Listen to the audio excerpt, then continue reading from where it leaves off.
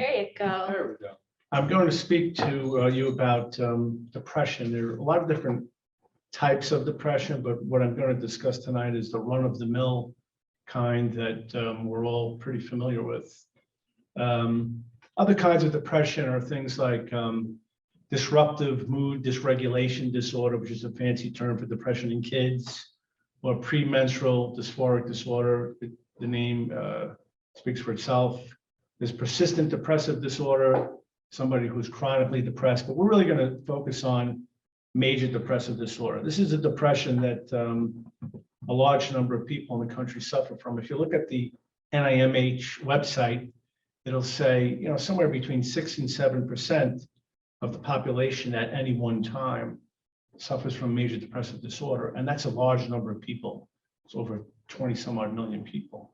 So it's a very real illness, and Lee and I were mentioning before that it's amazing to me that in the year 2022, people don't seem to understand that it's an illness.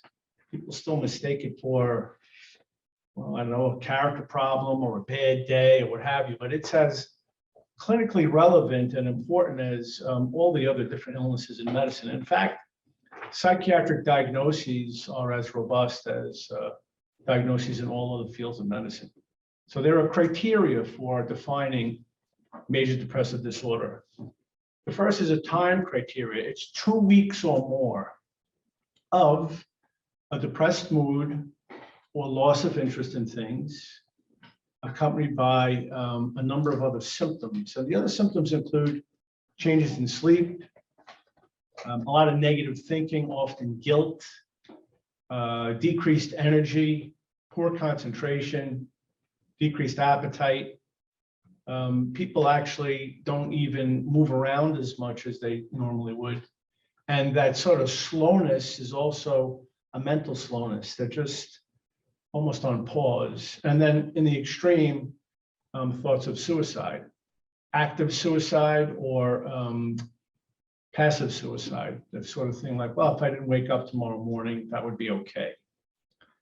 And so there's a modifier for major depressive disorder, and some of you have probably heard of seasonal affective disorder.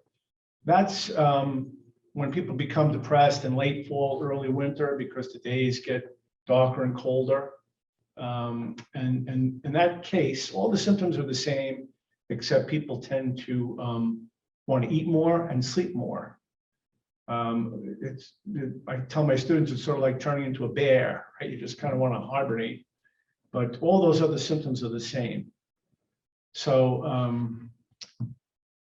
in the year 2020, dealing with the pandemic, 21 million people had major depressive disorder. That's adults. That's 8.4% of the population.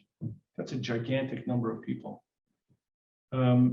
Women, about 10.5%, men, 6.2%. I often kid around with my students. I say, and maybe I'm not even kidding, to be honest, it's not that women are more depressed, it's just that they're a lot smarter than men and they go for treatments. So men often will deny that they're depressed or turn to things like alcohol and drugs or other things to treat their depression, when women are maybe wiser in that regard. So people go for help much more frequently.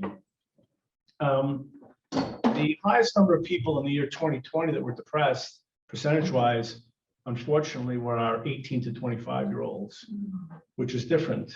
Normally, it's middle-aged or older people. And coincident with that, the number of suicides also increased. That's the most dreaded outcome for someone who's depressed. And the analogy I would use is, you feel like you're buried in a hole and everybody is up above the hole but you. And people really can't understand what you're dealing with if it's severe. A third of all people, by the way, do have severe depression, which requires sometimes hospitalization. When we break down depression into categories, there's mild, moderate, and severe. And that's important because people will often say, well, do I need to take a medicine? Not necessarily if you're mildly depressed.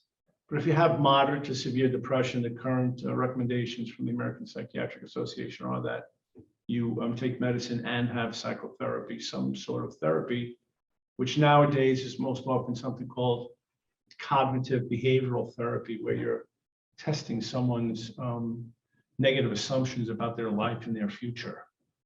And if I could say a little bit more about that later on. In the year 2020, again, 14.8 million people had depression with severe impairment. All the stuff we just talked about, poor concentration, maybe inability to work, inability to function in relationships, you name it. Then there's an entity known as psychotic oppression, where people start to maybe hear voices or have delusions being false fixed beliefs, something called mood congruent delusions, which means they're negative just like your mood is. So people can feel like they're the worst person around, or people have had ideas that they may have murdered someone. And none of these ideas are based in reality, by the way. And in that case, the patient needs not only an antidepressant medicine, but they also need an antipsychotic medicine. Some people feel that depression with psychosis is a separate entity, not just major depressive disorder, very severe, but major depressive disorder with psychosis being separate from all the other entities. And we treat that pretty commonly on the inpatient unit where I work. So in addition to having a definition and being quite common, the thing about depression that's most troubling, and I've been in this business for about 30 years now, it's amazing to me that patients still don't know that this is a recurrent illness. So depression begets more depression.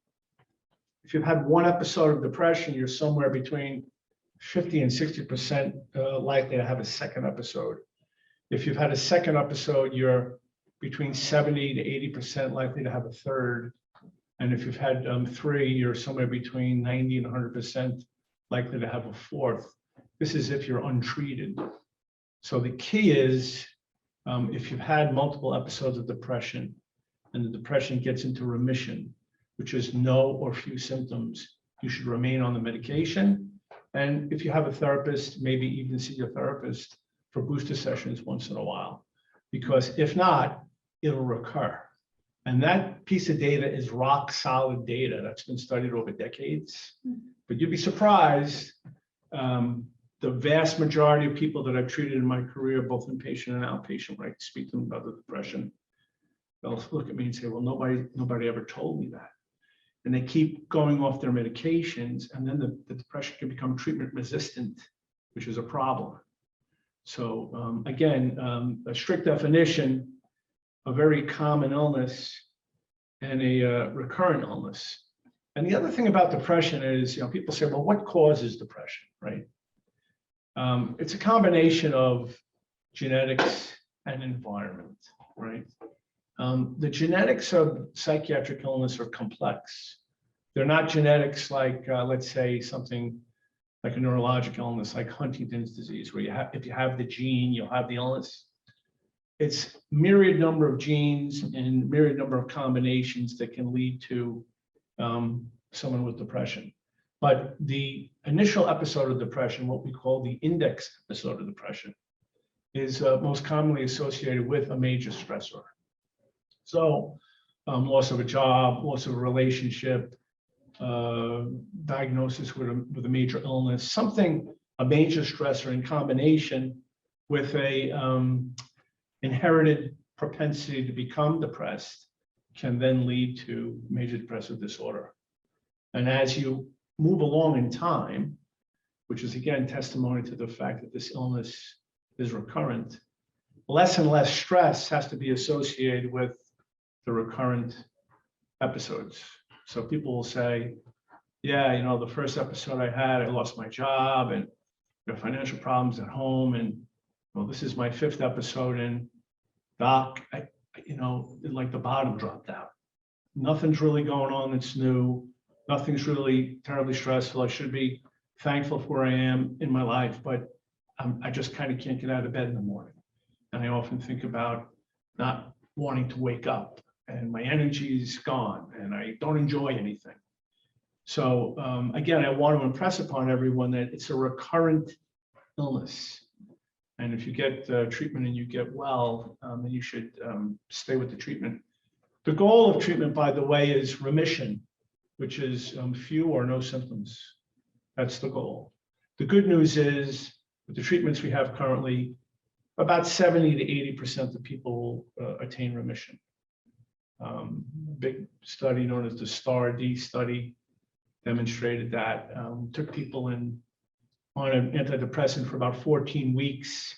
If they didn't get into remission, you could either switch the medication or add another medication. And there were 4 different levels of treatment. And we found the cumulative rate of remission after that study was about 70%, which still leaves about 30% of people who don't get into remission. And there are complicating factors for not getting into remission. First and foremost is substance abuse. People will, unfortunately, self-medicate, and then the self-medicating becomes another problem, right? But alcohol, which is very big, is a depressant. Other stronger drugs, opioids, cocaine, what have you. Once that's in the mix, I tell patients, well, if you're going to continue to use the substances that you're using, nobody can really treat your depression. You got to get sober first. And the analogy I use is the substance is like a sledgehammer whacking the brain, and the antidepressant medicines that we use like a feather tickling the brain. The feather can't compete with the sledgehammer. So routinely, we have people who have comorbidity with substance abuse on the inpatient psychiatric unit. The first thing we have to do is detoxify them, get them off the substance. Of course, that doesn't happen instantaneously. They may not be using for a few days or weeks or what have you, but the neurochemistry takes time to reset. But if sobriety is not in play, then the medications just can't work. It's just no competition.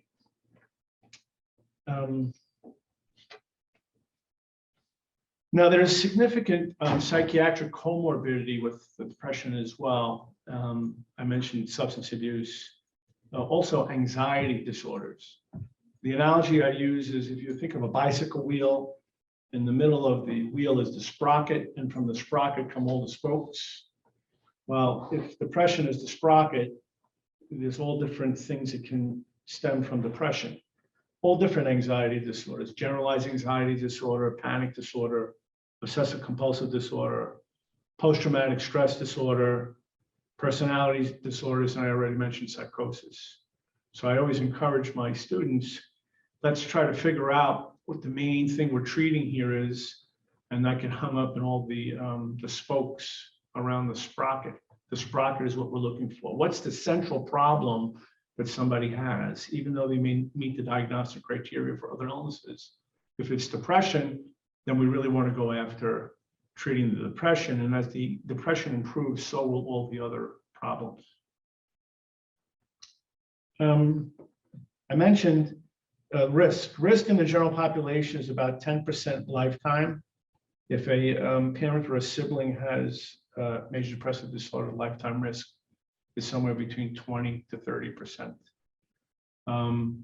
There are a few compelling factors that can enhance the development of major depressive disorder. One is loss of a parent early in life. I say early in life, but it's really before the age of 16.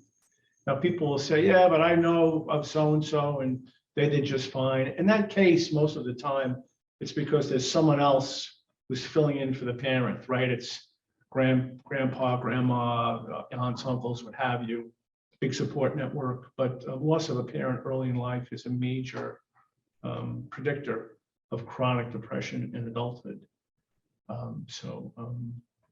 Hence, we do get middle-aged people with children, and when they're starting to feel better, I tell them, you really can never harm yourself, because you'd be sentencing your child to depression, maybe a lifetime of depression, if you were to check out.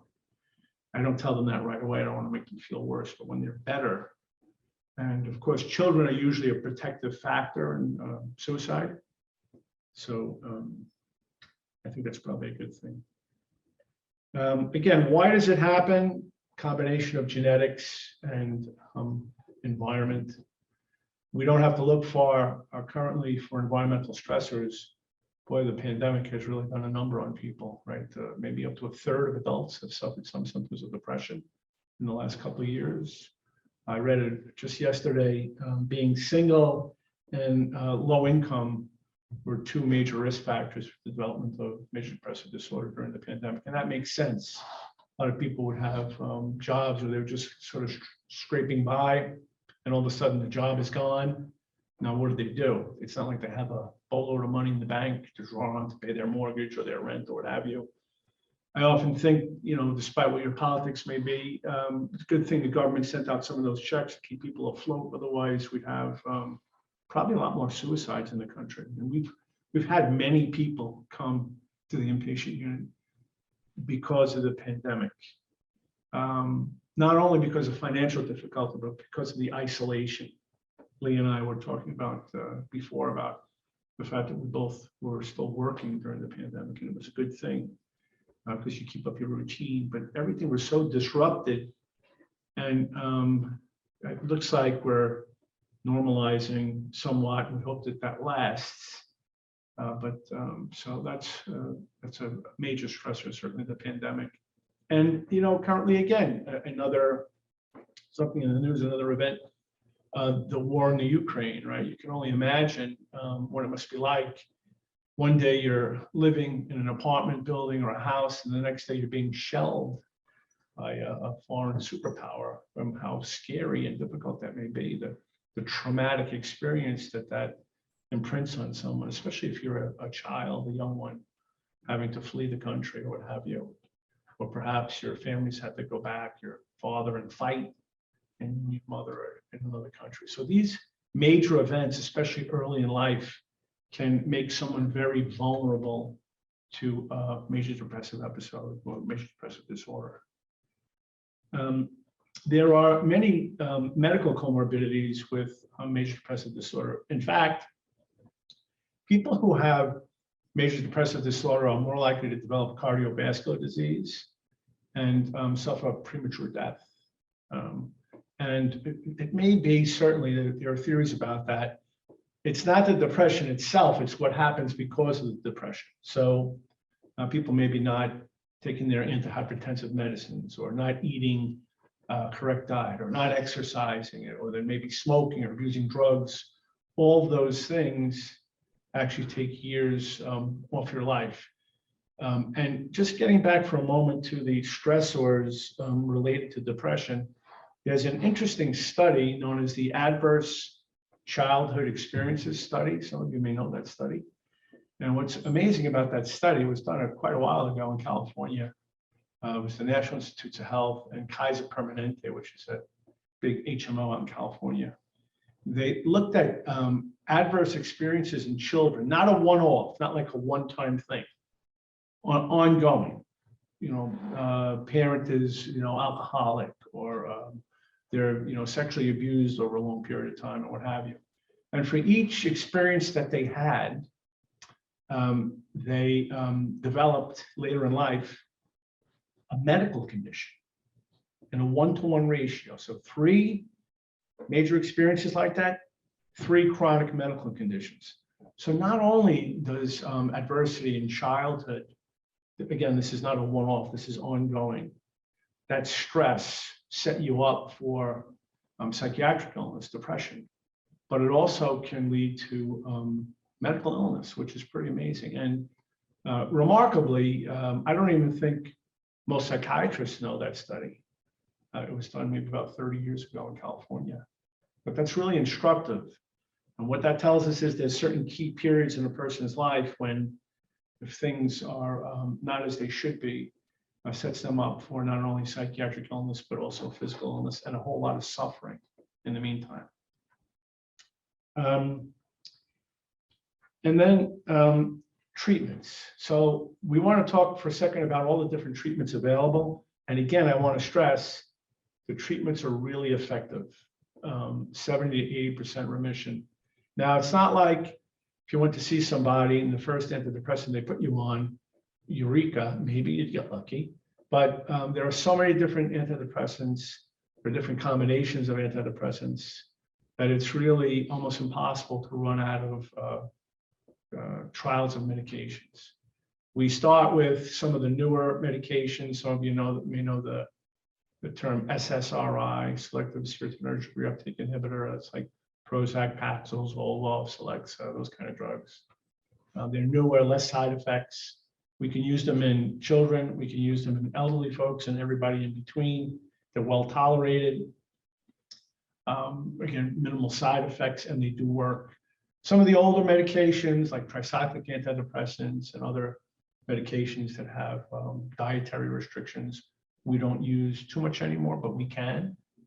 And then, of course, there's brain stimulation techniques. If I say electroconvulsive therapy, some of you may jump out of your seat a little bit, but electroconvulsive therapy does really work, especially for depression with psychosis, about a 70% success rate with that illness. I've seen it myself. One case in particular was an older woman who was an attorney who was wringing her hands and not eating or sleeping and just completely fell apart. And after about treatment number 6, I remember walking by her room as a resident and doing a double take in her room as she was sitting in her chair in her room, neatly dressed, reading a law journal. So she went from being completely non-functional to getting completely back to herself.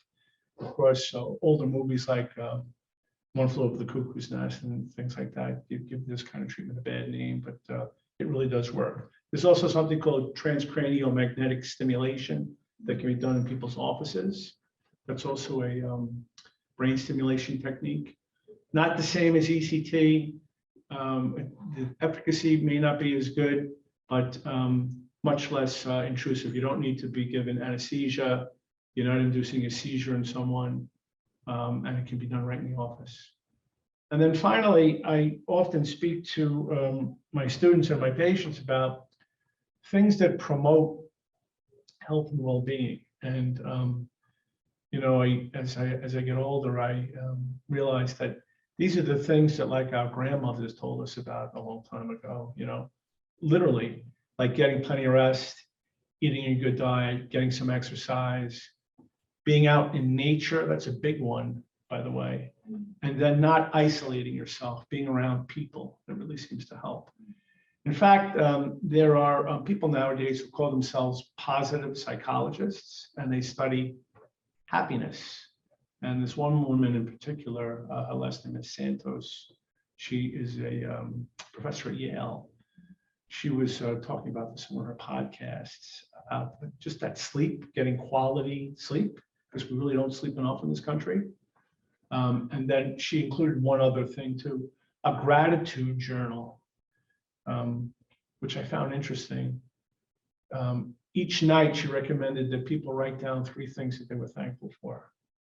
And what's really interesting, again, I tell my students this, you do have a certain power over your mind and your thinking. That's the whole premise of cognitive behavioral therapy, right? That your thinking can drive your emotions. We often think about it the other way around, that if you're in an emotional state, your thoughts will follow your emotions, but your thoughts can drive your emotions, and they're automatic. I'm sure you've come across people years ago, old-fashioned expression, we'd call them crepe hangers, right? Like no matter what was happening, they would always be negative about it. I kid with my students, it's this kind of person who would win the lottery and then be upset about the taxes that they would have to pay, right? So there are people really who are like that, and no matter what happens, it seems they're caught in this habit of thinking a certain way.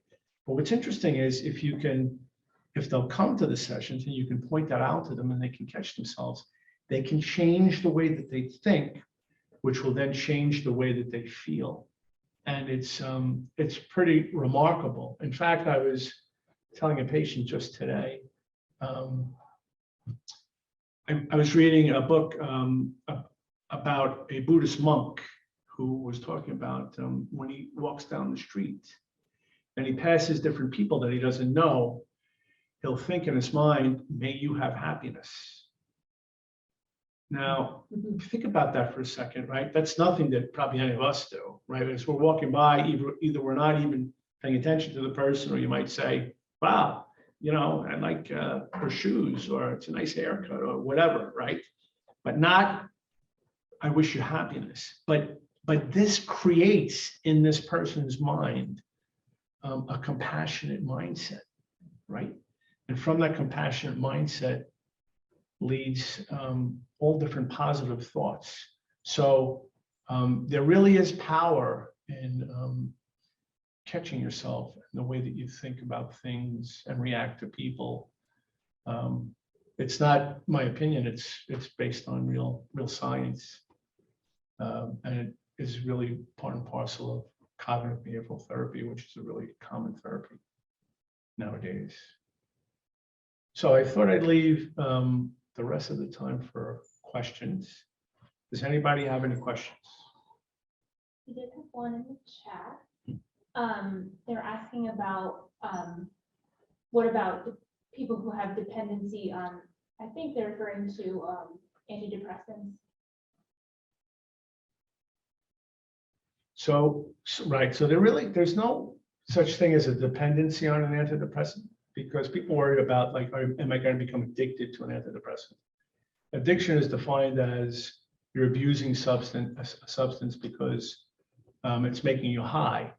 Antidepressant medicines don't make you feel any different. They restore you to health. And a trial of an antidepressant is usually about 4 to 6 weeks. So I tell people, you're not even going to really notice that you're taking anything, but little by little, you'll get back to your old self, right? And again, the antidepressants that we use nowadays are generally free of any major side effects.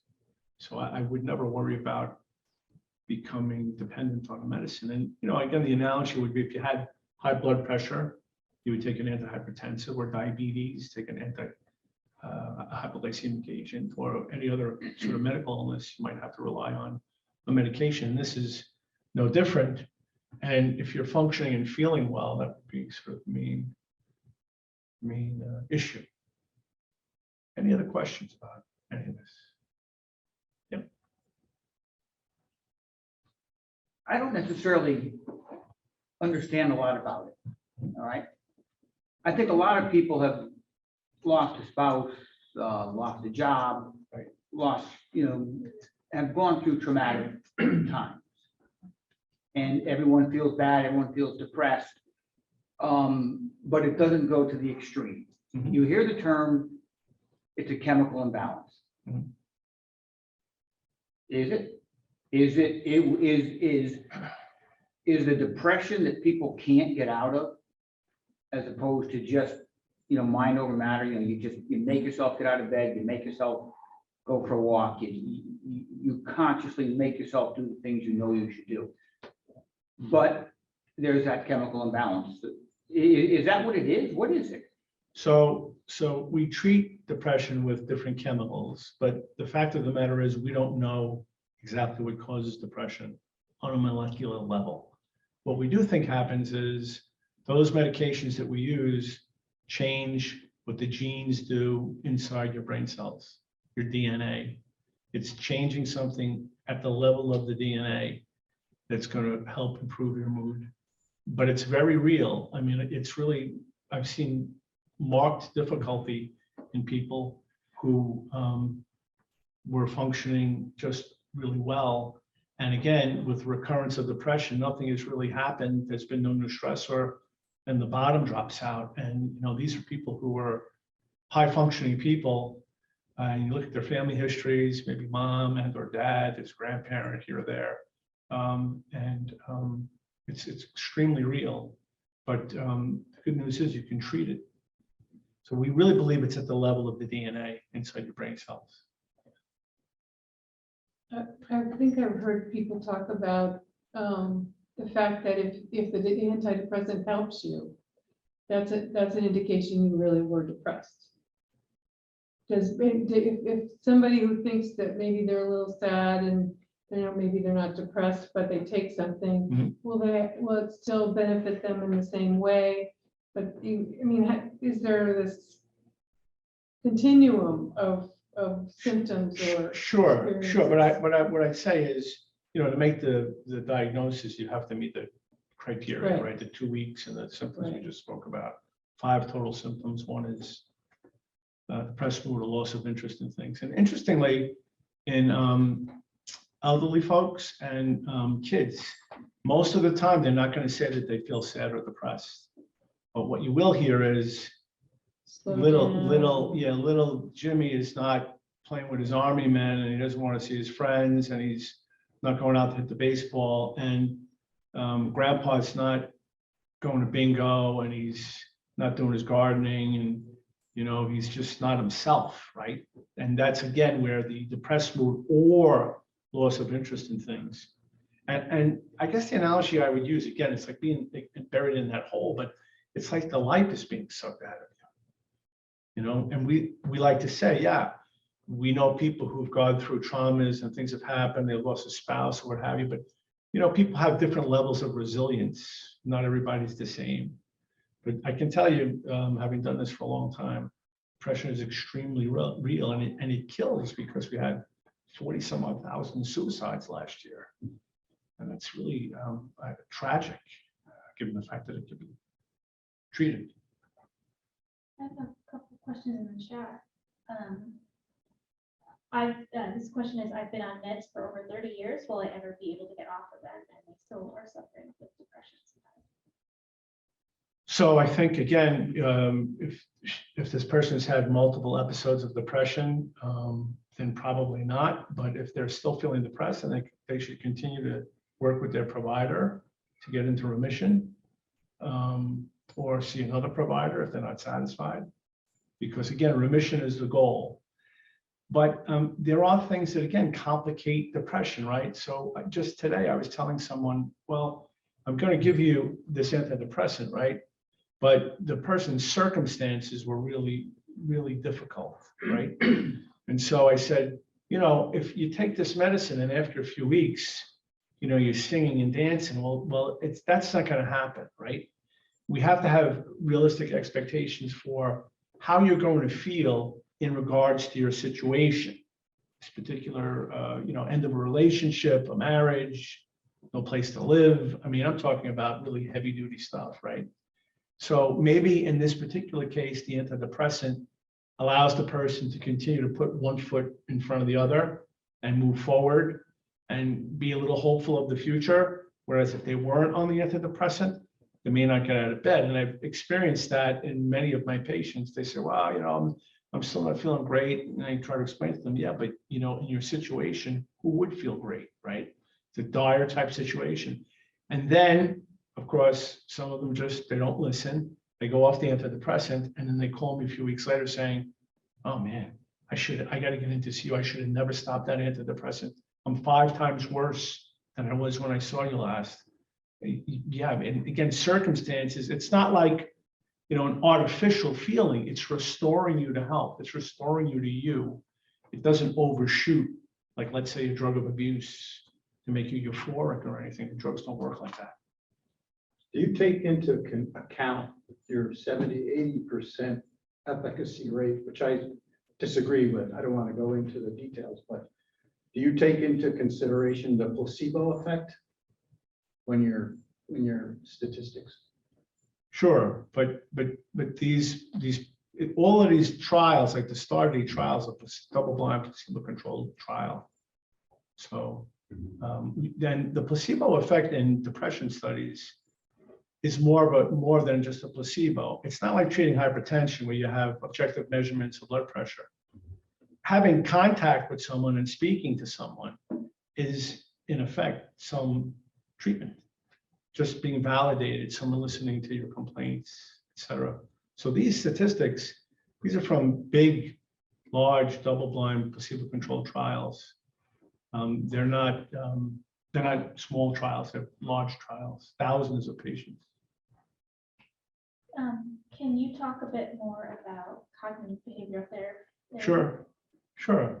So cognitive therapy was originally, I'm going to use the word created by a guy named Aaron Beck, who actually was a Freudian psychoanalyst. And I don't know how he came to develop cognitive therapy, but he did.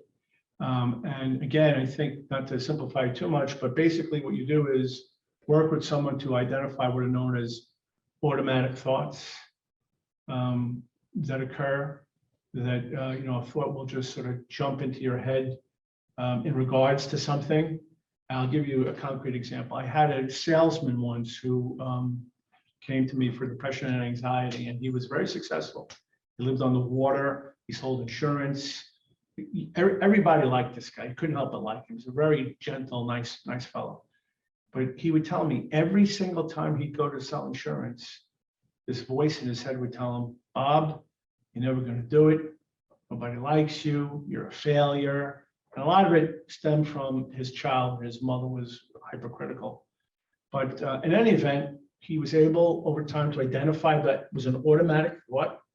And then we rehearsed different counter thoughts that he could have when he went to sell his insurance. Like, no, I am successful. People do like me. I live on the water. I've done this for 25 years. It took a while of practice, but he was finally able to identify his thoughts, put a positive spin on them, and then not fall prey to all the negative feelings that ensued from those automatic thoughts. So cognitive therapy, there are a lot of good cognitive therapists, behavioral therapists out there. Talk with people who kind of some a lot of chat questions. There's a lot going on over here. Anybody in the comments? Yeah, so you're addressing medication and you're addressing therapy as an adjunct. Can you address anything about this NAMI group? Yeah. Okay. So NAMI's, it's been around for a while, National Institutes of Mentally Ill. They're an advocacy group for people with psychiatric illness. Very good. I think, big time advocates, because unfortunately, again, even now, people with psychiatric illness are still discriminated against, right? Even in my own hospital, the medical consultants will come on the unit and some of them are scared. I'm like, well, what are you scared? With Dr. Balkunas, you have to come down the hall with me. Say, oh, well, why? Nothing's going on. It's quiet. So just this sort of impression of people with psychiatric illness. It's a shame. But NAMI's an excellent organization. So it's a form of support group. It's national, but yet. Yeah, it's an advocacy group. So they advocate for people with psychiatric illness. But if you look at the NAMI website, they do have support groups and different things you can attend. Yeah, they're very good. Because you address isolation. So Right. Just wondering to that degree of. Right. Isolation is like throwing gasoline on a fire when it comes to Is depression. that usually led by a therapist or is it You mean through NAMI? group? So no, so NAMI is not going to provide you with treatment. They may steer you toward treatment, but that's the other thing, like sort of where to get treatment. I mean, in terms of medications, your primary care provider can prescribe antidepressants. Some obstetrician gynecologists will do it as well. Nurse practitioners can do it. Psychiatrists, we usually get the more difficult cases after everybody else has sort of struck out with a few meds, or they're frustrated, or a person has a comorbidity. But there are plenty of people out there to do the meds, and there are plenty of therapists as well. For people who have private insurance, I always encourage them to, they usually give you a book, or you can go online and see who the providers are, because you probably want to go to someone who's going to take your insurance, so you don't get a big bill. Many different ways to find qualified people. You can ask your primary care provider, they should know somebody, et cetera. Yeah, someone said in the chat, I have heard many therapists are overwhelmed right now and not taking new patients. Do you have a recommendation for how to get into therapy and find the right therapist? Right, so that's an interesting comment, because right now, the department that I run, we're really struggling to find therapists. Few people have retired, what have you, and it's really difficult to find therapists right now. So there's a shortage. I think the pandemic heightened the shortage. But I think coincident with what I just said, there are websites, there are insurance. And for people who don't have insurance, there is the community health center locally, which often will have therapists and psychiatrists on staff. So there's always a place to turn for help, for sure. No one should go untreated nowadays.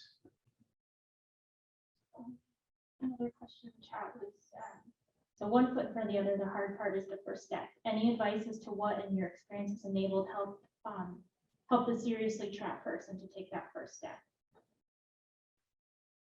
Yeah, so I guess, the first thing is that people have a support network, right? People that they can actually talk to. Some people actually don't, right? And it's all that more difficult. But what I tell the patients that I treat is, look, all hospitals, emergency rooms are open 7 days a week, 24 hours a day. If you're really struggling that much, you come to the emergency room, they'll steer you toward treatment, whether you need an inpatient treatment or even if you don't. But don't shy away from treatment. Always, well, primary care doctors too, nowadays have, sometimes they have therapists right in the office. Now that's a new sort of, a new procedure where they're having therapists for a few sessions and then they refer you on to somebody else if you need more. But I understand taking the first step, but that's the key, I was wondering if it's a person who's trying to get someone somehow that's asking that question, or is it the person themselves wanting the help? Maybe a little bit of both. Yeah, but I think I usually just tell people to go if especially if they're really depressed, to go talk to their primary doctor first if they're not sure what else to do.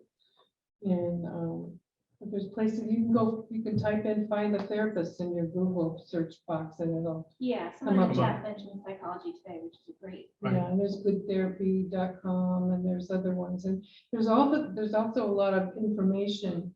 Articles are written by right? therapists on Psychology Today, so you can look up a question, and that might help you understand that you are depressed and that you can get some therapy and medication. So, I've seen on television and online, you can get therapy online. Can you talk about that? oh yeah, that's Yeah, well, I think because of the pandemic, it sort of came into the fore, right? Because people needed access and maybe they had children at home or, they were ill or, the clinic just wasn't seeing people in person. We stopped doing that for a while. And so there's the whole thing about, telehealth. I think if it's going to increase access, it's a good thing. Interestingly, most of the patients that we treat at our clinic prefer in person. They'd rather come see somebody. And I'm biased. I think that that's probably better because of the human connection. Now, if you already have a therapist that you're established with, and then for a period of time, you have to go to tele, that might be okay because you already know the person, you're comfortable with the person, but to get started that way and continue that way, I just don't think it's the same kind of connection that people have versus the live connection. But if it's difference between nothing or the tele, then of course the tele. I found that with my practice, I'm seeing a lot of young mothers who've got kids at home and they were in school, and so now they don't want to come in. Right. They're happy. It's convenient. And it's also very intimate, Right. that screen. Just you and them. And you don't have Right. a mask on, you're not, Right. So Totally I think apart. that sometimes people get used to it and they almost never cancel. So That's people show up all the time. Yeah, selective populations with mothers with kids, that would definitely Yeah. work. Yeah. But the efficacy is the same. It's interesting. The studies, there are not that many studies, but in terms of outcome measures, it's the same whether it's tele or live. So I'm glad to know that. Yeah, I wanted to make do you have more questions? Just a couple. Go ahead. Okay. Oh, I didn't have a question. I was, Can you speak on the relationship between autism, ADHD, and depression and anxiety? Take me a couple hours. I think. So, you know, there's ADHD and obsessive compulsive disorder and oppositional defiant disorder. They're in a triangle. They're related to each other. So the genetics are similar. We don't know what the genetics are, but people often will get all three illnesses. Certainly, I think by virtue of the fact that somebody does have autism, that can set them up for depression by virtue of the fact that the way that they relate to others, their environment may be different, but that doesn't mean every person with autism is depressed. What was the other thing you mentioned? It was autism, ADHD, and depression. Right. And again, anxiety is really common with people who are depressed. You always want to try to ferret out, is the anxiety primary or is it the depression just making someone more anxious? And sometimes people can have a couple of illnesses. They may have depression and, let's say, panic attacks. Then you have to treat both things.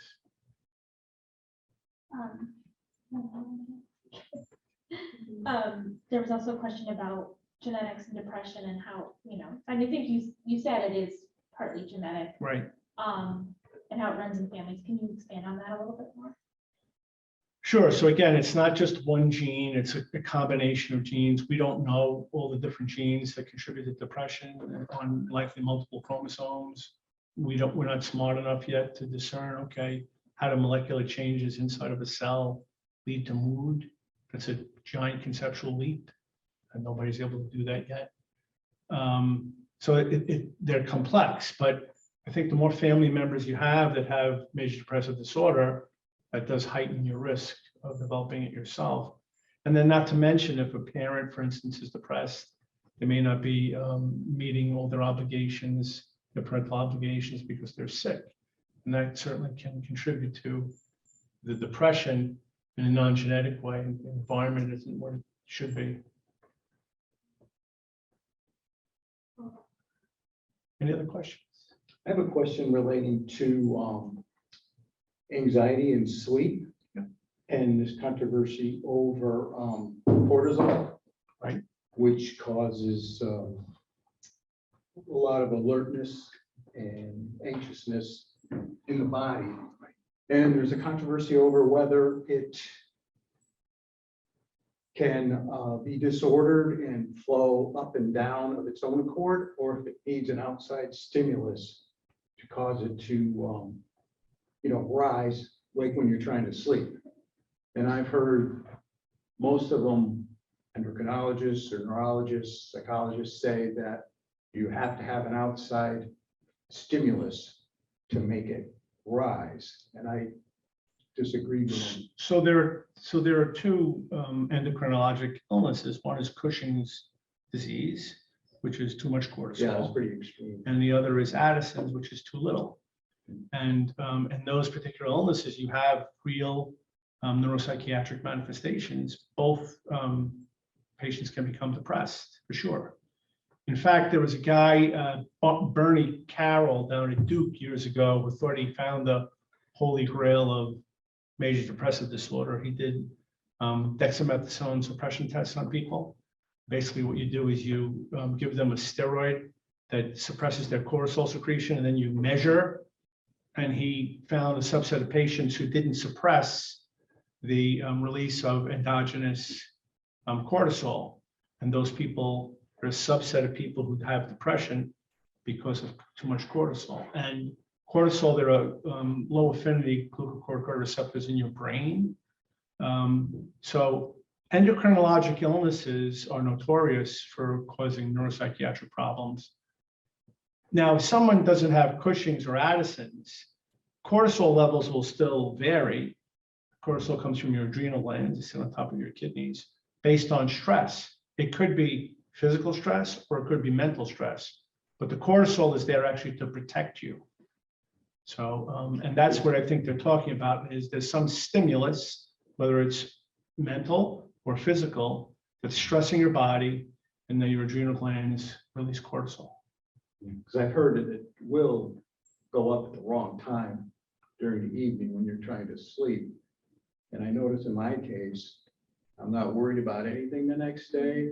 It just happens. How do you know, how do you know it's the cortisol that's I elevated? don't. Right. And I've asked for input on this, and they just don't seem to have enough knowledge of the complex things that are going on in the, No, they can do cortisol levels and tests on you. They can do AM, PM, HS cortisol to measure yeah, your like cortisol. over a 24-hour period. But the thing is, not sleeping itself temporarily elevates your mood temporarily.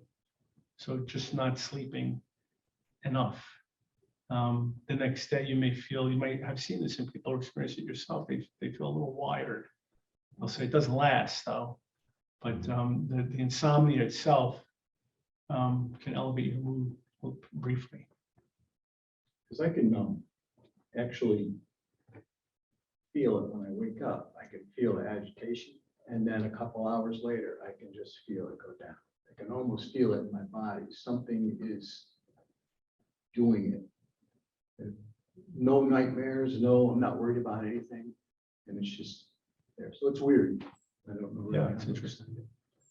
But there is a way to suppress the cortisol. There is dexamethasone, yeah. Any other questions? Just one more from the chat. So what do medications like SSRIs actually do that help? What are they actually doing? So what they do is they increase a chemical called serotonin in the brain. And in some unknown, with a capital U way, that changes someone's mood. It restores them back to health. But again, what we think happens is the increased serotonin interacts with a certain receptor on a brain cell, the chemical and receptors like a lock and key. And then a whole bunch of changes occur inside the cell. And we think the bottom line is that the something called slow response genes are effective. These are genes that slowly respond, as the name implies, and over time, they're doing something different. We're not sure what it is they're doing different because we still don't know all about the human genome, but we're beginning to understand more. So they're doing something different, and that is restoring your mood. So basically, you're increasing a chemical that in some way is helping mood.